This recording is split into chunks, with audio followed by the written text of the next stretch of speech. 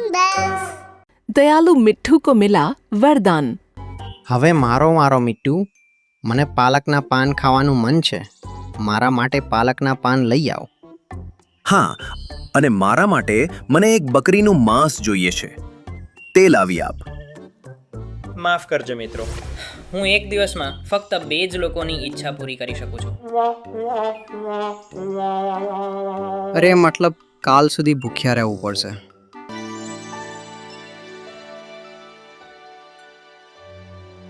આપણું આ જંગલ સાવ નકામું છે. આપણે જીવવા માટે કેટલી મહેનત કરવી પડે છે. હા, તું બરાબર કહે છે. આપણે ખાવાનું શોધવામાં કેટલી મુશ્કેલી વેઠવી પડે છે. આસપાસના જંગલોમાં શિકાર કરવા જઈએ છીએ તો ત્યાંના પક્ષીઓ અને પ્રાણીઓ જોઈને કેટલી ખરાબ વાતો સંભળાવે છે. આ બાબતમાં તો ફક્ત મિત્તુ પોપટ જ નસીબદાર છે. આને ખાવાનું શોધવા નથી જવું પડતું. આને તો લીલા મરચાં અહીં જ ખાવા મળી જાય છે. આ જ રીતે પોતાના જીવનની ફરિયાદો એકબીજાને કર્યા પછી બધા પોતપોતાના ઘરોમાં ચાલ્યા ગયા. મીઠું પહાડી પર ગયો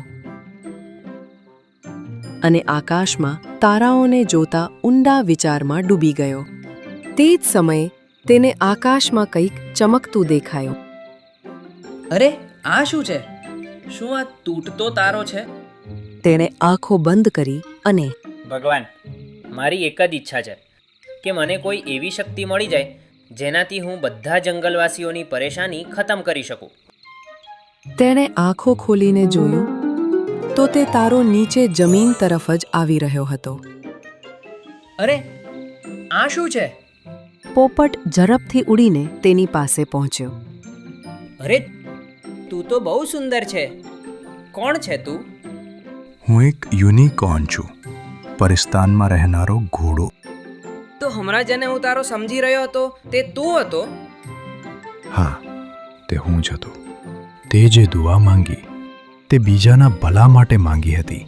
એટલે મને તને મળવાની ઈચ્છા થઈ કે મતલબી અને દંભી માણસોની વચ્ચે કોણ એવું છે જે આ પ્રકારની દુઆ કરી રહ્યું છે. ઓહ, તો આ વાત છે.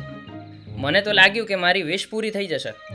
ચાલ, કોઈ વાત નહીં યુનિકોર્ન, તને મળીને સારું લાગ્યું. હું આકાશમાંથી ધરતી પર ફક્ત તને મળવા નહીં પણ તારી વિશ પૂરી કરવા જ આવ્યો છું. આ સાંભળીને મીઠુના ચહેરા પર સ્મિત છલકાઈ આવ્યું.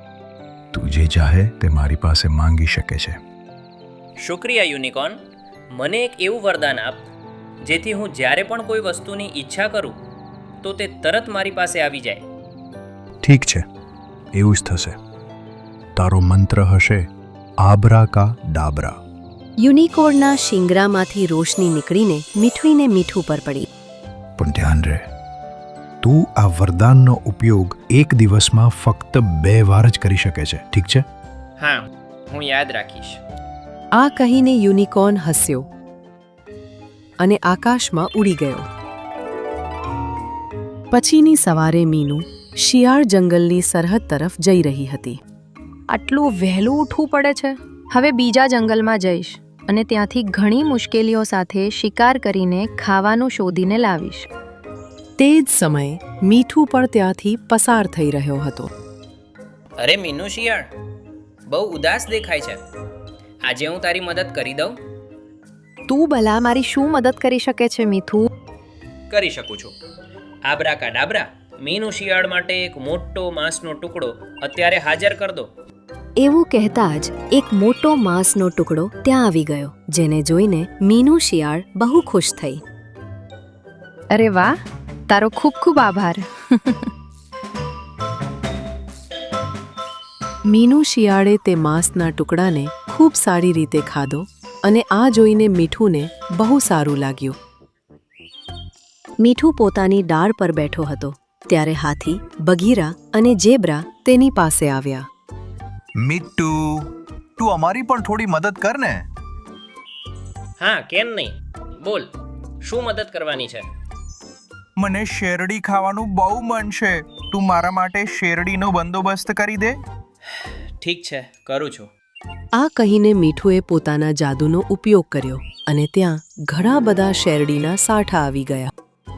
હવે મારો મીઠું, મને પાલકના પાન ખાવાનું મન છે. મારા માટે પાલકના પાન લઈ આવો. હા, અને મારા માટે મને એક બકરીનું માંસ જોઈએ છે. તે લાવી આપ. માફ કરજો મિત્રો, હું એક દિવસમાં ફક્ત 2 જ લોકોની ઈચ્છા પૂરી કરી શકું છું. અરે મતલબ કાલ સુધી ભૂખ્યા રહેવું પડશે. હું હવે ખાવાનું લેવા જઈશ તો 2 કલાક લાગી જશે. 2 કલાક લાગશે તો તું કેમ જાદુ દ્વારા ખાવાનું મંગાવવા માંગે છે? આટલી મહેનત તો કરવી જોઈએ ને. ના ના, અમે બંને કાલે આવી જઈશું. તું કાલે અમારું કામ કરજે, ઠીક છે? ઠીક છે.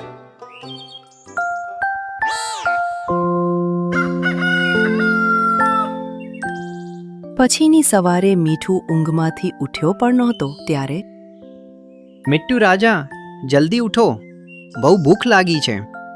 અરે કોણ છે સવારે સવારે?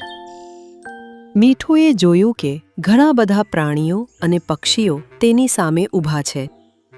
અરે તમે બધા લોકો? હા મિટ્ટુ, તું બધાની મદદ કરી રહ્યો છે તો મારી પણ કરી દે. મારા 3 બાળકો અને એક ગર્ભવતી પત્નીના ખાવા માટે થોડા ગાજરનો બંદોબસ્ત કરી દે. ઠીક છે, કરું છું. મીઠુએ જાદુ દ્વારા ઘણા બધા ગાજર હાજર કરી દીધા. મિત્તુ, મારા માટે ઘણા બધા કેળા. મીઠુએ કેળા હાજર કરી દીધા. મારા માટે પાલક. હું કાલથી રાહ જોઈ રહ્યો છું. મારા માટે બકરીનું માંસ. હું પણ કાલથી જ રાહ જોઈ રહ્યો છું. મારા માટે એક બિલાડીનું માંસ. બધા પોતપોતાની ઈચ્છાઓ જણાવવા લાગ્યા. અરે હું આટલી બધી ઈચ્છાઓ પૂરી નથી કરી શકતો. એક દિવસમાં ફક્ત 2 જ કરી શકું છું. હા, તો પહેલા મારી ઈચ્છા પૂરી થશે. ના, મારી થશે. હું સવારે સૌથી પહેલા અહીં આવ્યો હતો. ના, સૌથી પહેલા મારી. હું તો પરમ દિવસથી વેઇટિંગ લિસ્ટમાં છું. હવે બધા એકબીજા સાથે ખરાબ રીતે ઝઘડવા લાગ્યા અને આ બધું જોઈને મીઠું પરેશાન થઈ ગયો. અરે તમે લોકો કેમ લડી રહ્યા છો? બધાને આપસમાં લડતા જોઈને હવે મીઠું પણ વિચારમાં પડી ગયો.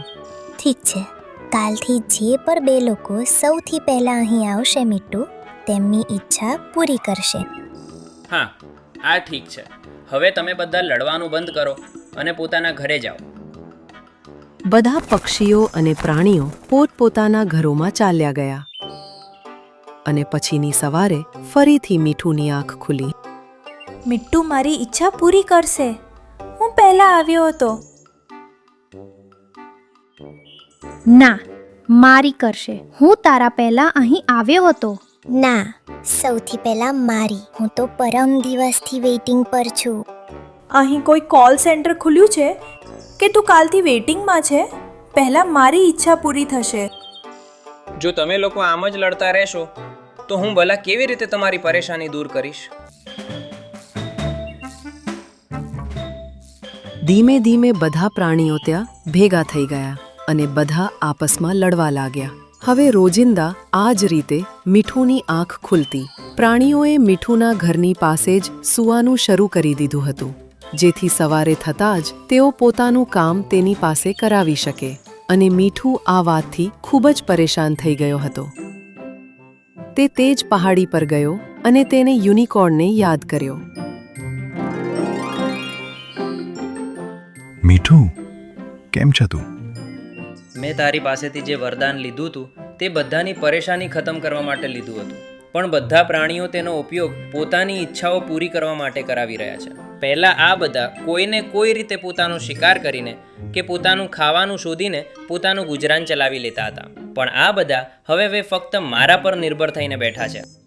તો હવે તું શું ચાહે છે? આ સાંભળીને મીઠુએ કંઈક વિચાર્યું અને પછી પોતાની નજર નીચે ઝુકાવી. પછીની સવારે બધા પ્રાણીઓ ફરીથી મીઠુની પાસે ભેગા થયા.